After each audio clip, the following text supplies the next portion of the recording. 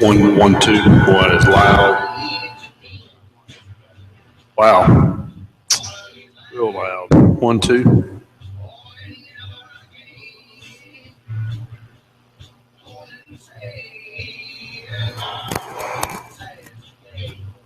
One, 2, 1 2, 1 2 2 2. 1 2. 1 2. 1 2 1 2 1 2 1 2. Still loud out there.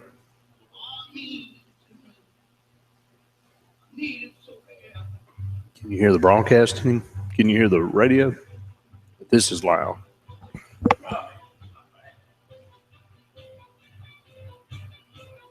One, two. Is that better? 1 2. 1 2 1 2. 1 2. Right there. 1 2. 1 2 1 2. I'm flying away. I need never get old.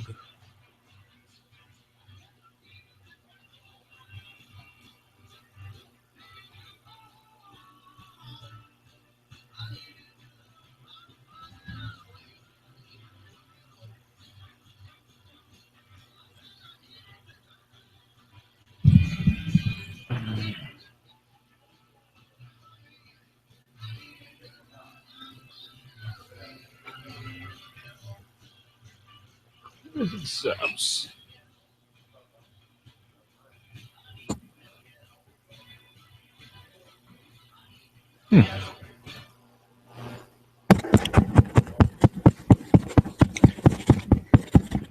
Tiger 93.9, always alternative. Nathaniel Rateliff and the Night Sweats. I need never get old playing for you here. On this Tuesday edition of Musical Interlude, getting ready to wrap it up. Before that, had Soundgarden with By Crooked Steps and City and Color with Wasted Love playing for you here on the Tiger. Got a few more songs to play until it's time for Sports Call from 4 to 6. But first, got to get to the Budweiser concert update on the other side of the break. So keep it here on the Tiger. 1 1 2 1 1 1.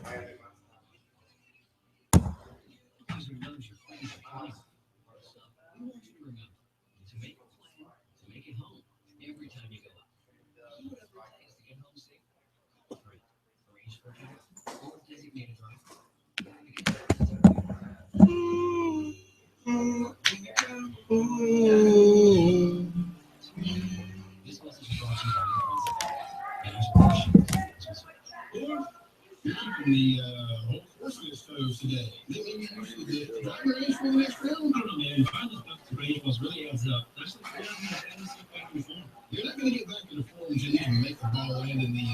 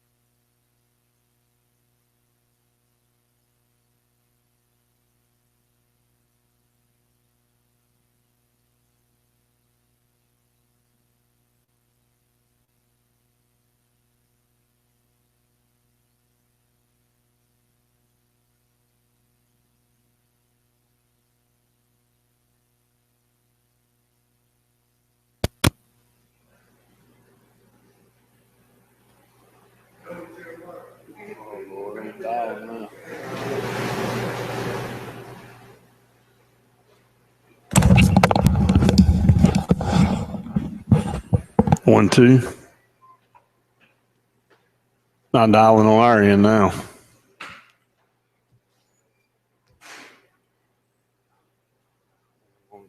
I'm gonna shoot myself.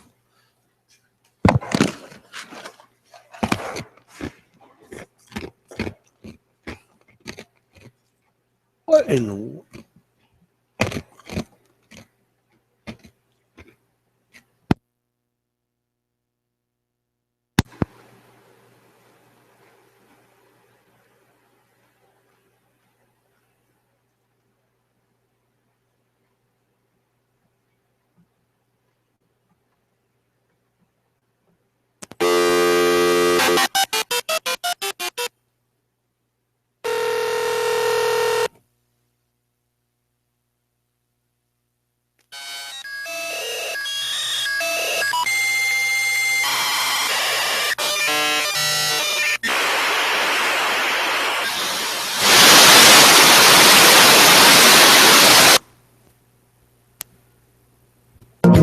Now that I forgot all the things I need forgetting.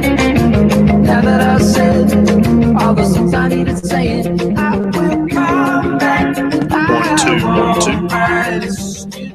1 2 1 2 1 2.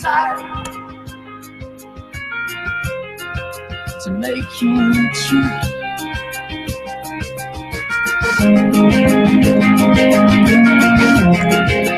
Make you true. Like I used to. Oh, to make it true. I used to feel the strongest they say in my soul.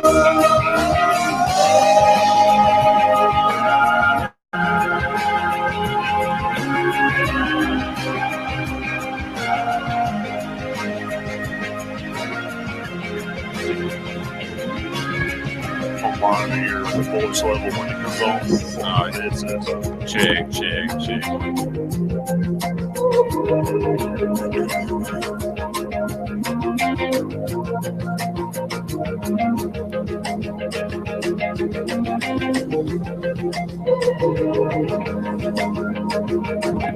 That guy said he's calling in again. What? The kid. What kid? The one that You're calls listening off to the- Sports Call on Tiger No, 93.9, Yeah. WTGZ, Union Springs, Montgomery, and Auburn, and AM 620 WTRP, LaGrange.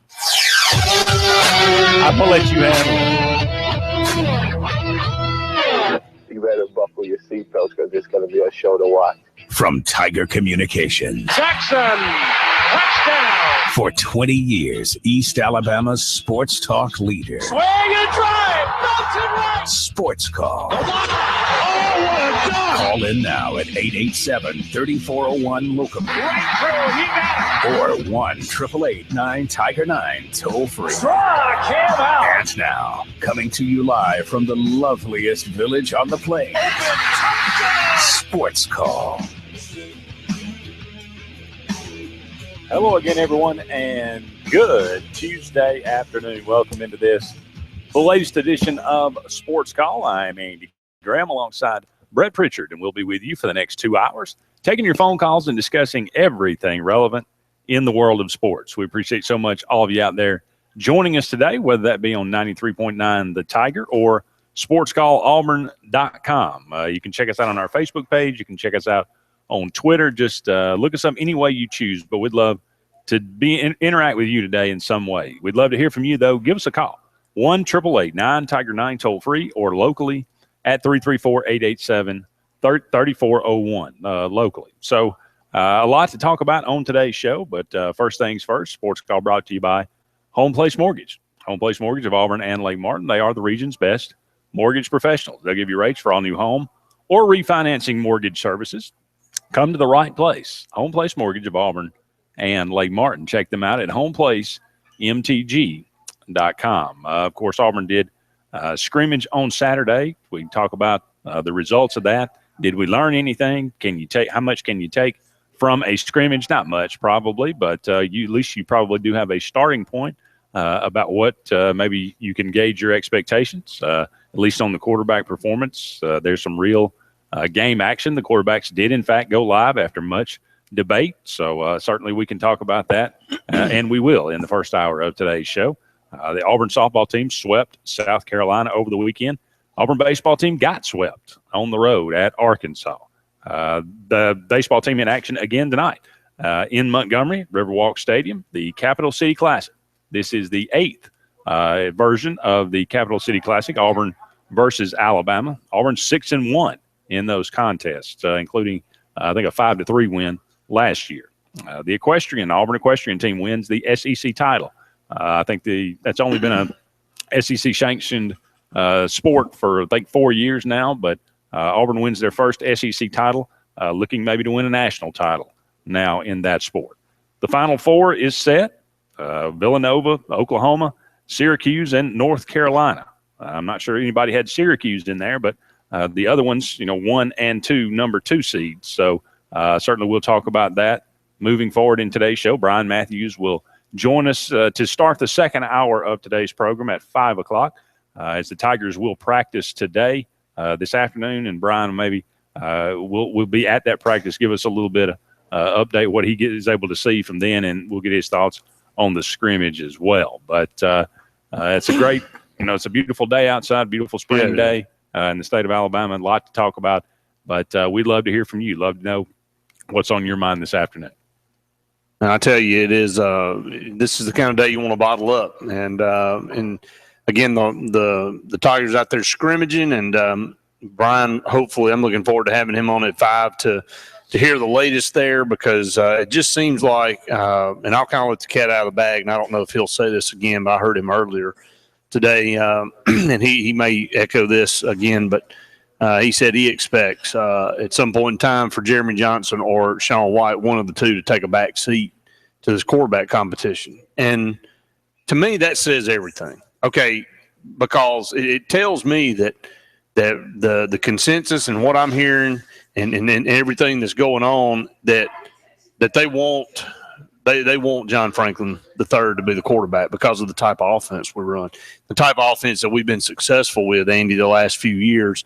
When we've been successful, it's been that type of offense. And so he didn't say he expected John Franklin III to take a back seat in the quarterback competition. He said he expected Sean White or Jeremy Johnson, one of the two, is going to have to take, because eventually you can't continue to give 3 quarterbacks equal reps. At some point in time, you're going to have to say, all right, one of you, I've seen enough. And if you want my honest opinion from the way things have started in spring, from what we've heard, of course, you and I hadn't put eyes on anything, but I would expect Sean White to be the one to take the back seat. I would think Jeremy Johnson, he's been the first team guy, in most every practice, and just the way Sean White struggled toward the end of the season. And I know he was injured, but the Birmingham Bowl, and of course, obviously spring's different, and you got a chance for a rejuvenation and a rebirth coming into a new year. But I just really expect it to be John Franklin III and Jeremy Johnson moving forward. Well, from what I've heard, or from what talking to some people maybe, or listening to some thoughts, some people that actually were there and saw it, one what am I trying to say? One evaluation was that if we've had to play Saturday, Sean White be the starter. I don't believe it. I do. I mean, we said that. We talked a month ago. Well, he said, who do you think is going to be the starter? And I said, Sean White, and you said John Franklin. I think Sean Franklin's only because, let me just take that back. Let me preface that with only because John Franklin's only been there for a short amount of time. Yeah, if we had to start tomorrow, but we're not starting tomorrow. I mean, that's a hypothetical situation where, yeah, Sean White's got a year more experience than John Franklin III, and that's a scary thought for Jeremy Johnson. I mean, that statement tells me more information. The Jeremy Johnson, he ain't gotten any better, and so I don't know. It is all speculation at this point. I want Auburn to come out of spring with a quarterback. I said that before. I'll say it again. Luke made mention of that on Saturday about me wanting a starting quarterback, and he said, I don't blame you. He said, as an Alabama fan, he wants a starter coming out of spring. He said, it just didn't seem like it works out that way for either one of these schools, but it's worked out for Alabama, okay. It hadn't worked out for us in most instances, but I just think it's very crucial and key, and I think we're all kind of fooling ourselves if we don't think that in the back of Gus Malzahn's mind, Rhett Lashley's mind, that they're hoping John Franklin III is the guy they thought he was when they brought him in. Well, I mean, that's just the that's one my thing thought. that you take from this scrimmage that I think is paramount to everything else. Nobody got hurt. Auburn has had so much problem with injury the last couple of years. Had so much such terrible luck. You let the quarterbacks go live. You let them get hit a little bit. By all accounts, it seems like John Franklin was able to handle that pretty well. That's something you need to know, and I think that's probably why you'll see him go live a little bit more. You need as much information as you can with him. He breaks an 80-yard run. That's Obviously, right. He's got blazing speed. Everybody can see that. Everybody knows that. It's going to be your quarterback. But also, we're trying to make this into some dramatized situation. But from what I hear, he could throw bubble screens, but that's about it. Well, from what I've heard too in the past, and I've heard from what I've heard so many times that I'm numb, and so maybe he is all he can throw is a bubble screen. Well, is that any different than what we've been doing? Well, I would say Sean White's better than he can get. They can throw the ball downfield. Think back to that Arkansas game. That's what he's capable of. Yeah. I mean, the man was injured late in the season. At the bowl game, he looked awful. I mean, that's fine. I understand that. I'm just saying, I know what he's capable of. I don't know what John Franklin's capable of. He can't run the way John Franklin can. Not even close. You know what? The bubble screen becomes a different type of pass when you got a quarterback that can run the way John Franklin does. It does.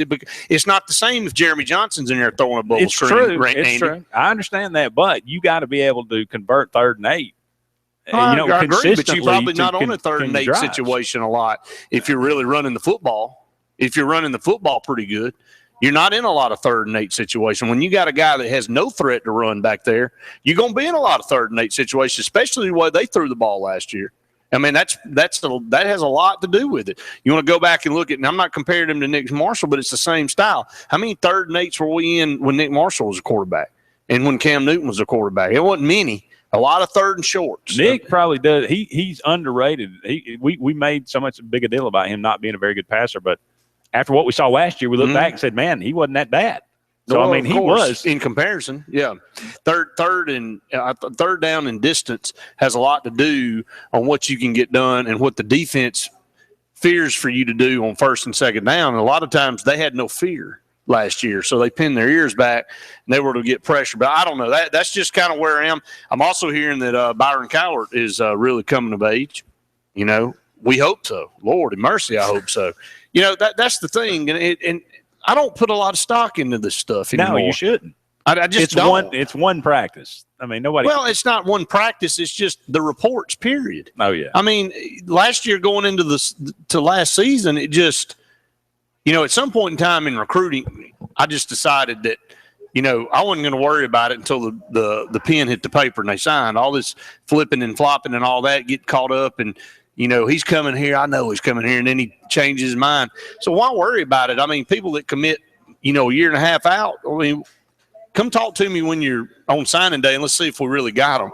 That's what we need to talk about it. The same when at some point in time after last year and the way it went down, I just said, look, I'll believe what I see on the field. I'm tired of hearing what people are saying is going on in practice and how great this looks and how this is unstoppable and this guy's unblockable and, man, this guy's tearing it up as receiver and, and then it just didn't come to fruition. So I would much rather just take a step back from all that banter and just get some results on the field. Two guys that probably got talked about more as having great performances, two of the most unlikely guys that you would have thought, Chandler Cox at tailback and Deshaun Davis at linebacker. Deshaun Davis all over the field apparently returns an interception for a touchdown. I think recovers a fumble, maybe returned that for a touchdown as well. Chandler Cox looks like the best. They talk about how great he looks as a tailback. I don't know. What does this say? I mean, is that good news that guys are stepping up? 1-888-9 Tiger 9 334-887-3401. I don't know. I mean all you talk. I mean, you got Javon Robinson and Rock Thomas. You got 2 5-star running backs back there. Now you're talking about Chandler Cox. I'm not saying he's going to start. But I'm just saying. Now you're talking about Chandler Cox, who's brought in Ben H back there starting at tailback. What is going on?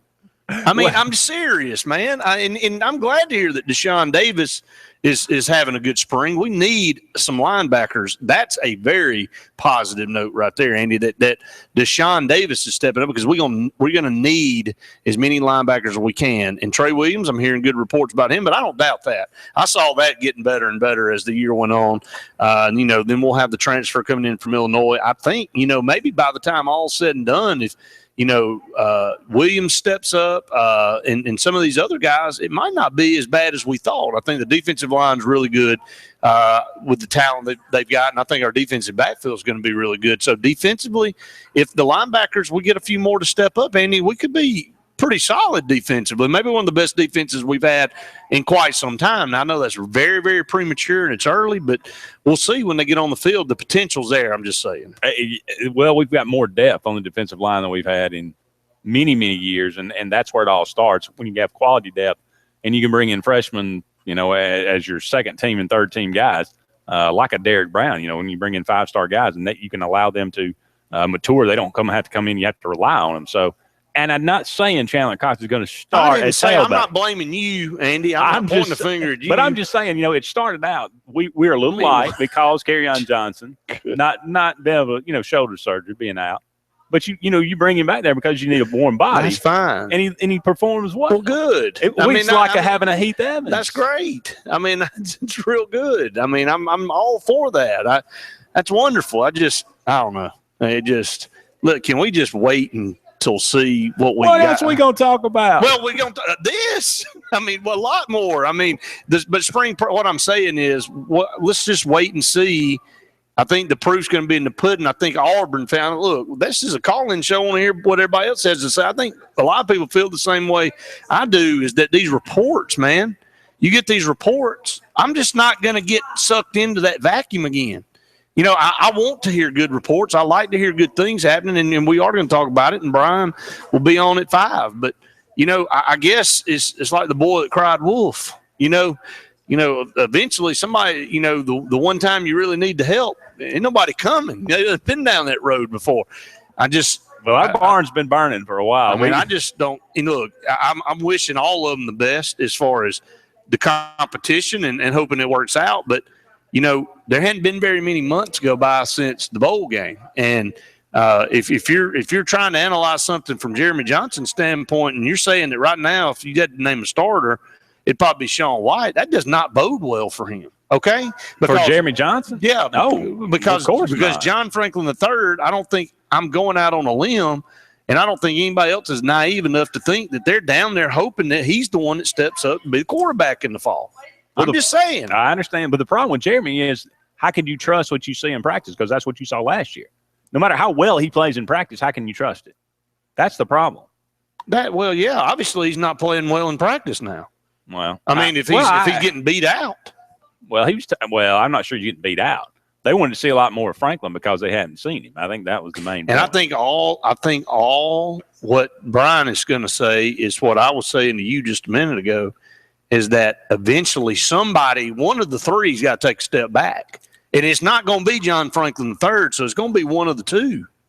It's going to be one of the two that's remaining, and that's Sean White, Jeremy Johnson. What does that mean when one of them's told, all right, you're the third guy now? Does that mean pack it in? I don't think so. I mean, they're competing and they're competitors, and your bubble's going to be burst a little bit, but that is part of it. It's part of competition.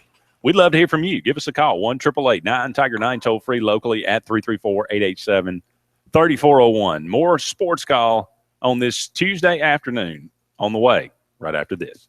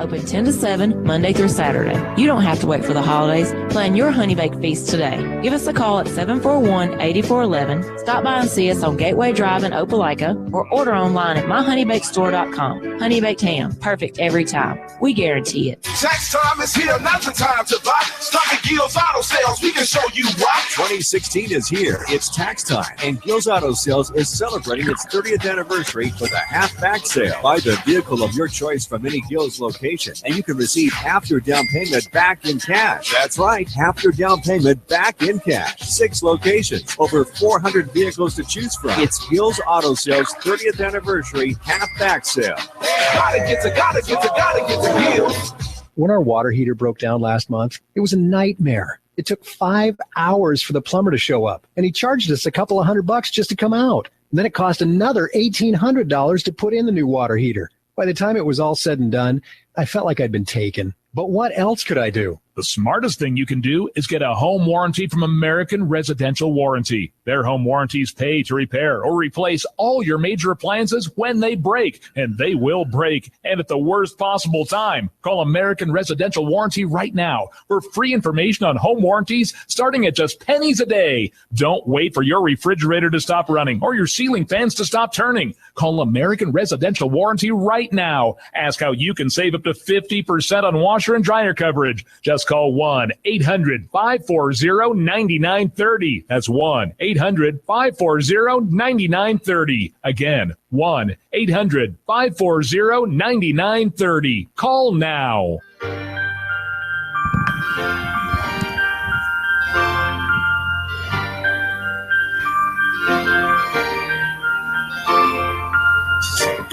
Well, welcome back, everyone, to the Tuesday edition of Sports Call. Andy and Brett here with you until 6 o'clock, taking your phone calls at 1-888-9-TIGER-9 toll-free or locally at 334-887-3401. Sports Call today brought to you by Lee Marketing Group. From logo design and branding to ad placement, LMG can handle it all. For ease of time, cutting-edge, results-driven marketing campaigns. Think Lee Marketing Group, your comprehensive marketing solution. Check them out at leemarketing.net. Again, you know, the scrimmage this weekend, 100 plays. Auburn got a lot of work in. I think it started at Jordan-Hare, but because of lightning in the area, they had to move it over to the indoor facility.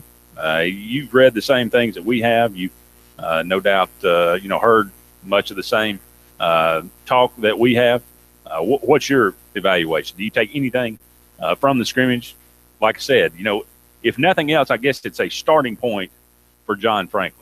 You see what he did. You see what he's capable of in live action against SEC caliber defensive linemen and linebackers.